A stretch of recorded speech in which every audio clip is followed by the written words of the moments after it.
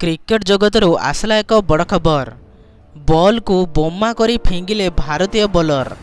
भुसुड़ी गला आयरलैंड रो batting order. तेबे दर्शक बंधु आपण माने जानिथिबे जे टी20 वर्ल्ड कप 2024 कालीठू आरंभ हो सारी। तेबे भारतीय बॉलर को घातक आक्रमण रे घाइला हेले आयरलैंड रो बैटर। टी20 विश्वकप रे प्रथम मैच खेलुथिला भारत। आयरलैंड विपक्ष रे प्रथम मैच खेली विश्वकप अभियान आरंभ करिछि टीम इंडिया।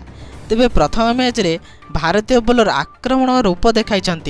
सबुठार बड़ कथा होची उप अधिनायक हार्दिक पांड्या बॉलिंग को नहीं प्रशंसक चिंतार रही बेले से एकाकी 3टी विकेट दखल कर समस्त को चिंतामुक्त करिसंती। तेबे 16 ओवर संघर्ष करी केवल 96 रन रे ऑल आउट होइतिला आयरलैंड। फल चलित विश्वकप अभियान को विजय आरंभ करिछि टीम इंडिया। 97 रन रो टार्गेट को पीछा करी इंडिया एही मैच टी को जीति नेइछि।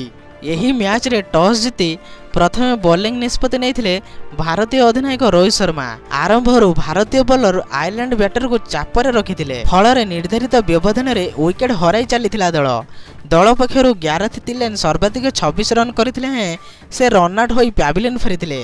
अन्य मानक मध्यरे लोरकान Tyukar 10 run, Curtis Campher 12 run और जोशुआ लिटिल 14 रन व्यतीत अन्य कोनोसी बैटर 2 अंक स्कोर करि पारि नथिले। फल 16 ओवर बेलकु केवल 96 रन करी समस्त विकेट हराइथिला आयरलैंड एवं इंडिया एही मैच टी को जीति तार विश्वकप प्रथम विजय हासिल करिछि।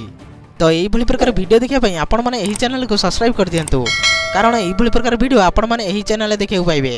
तो रहिली जय श्री राम।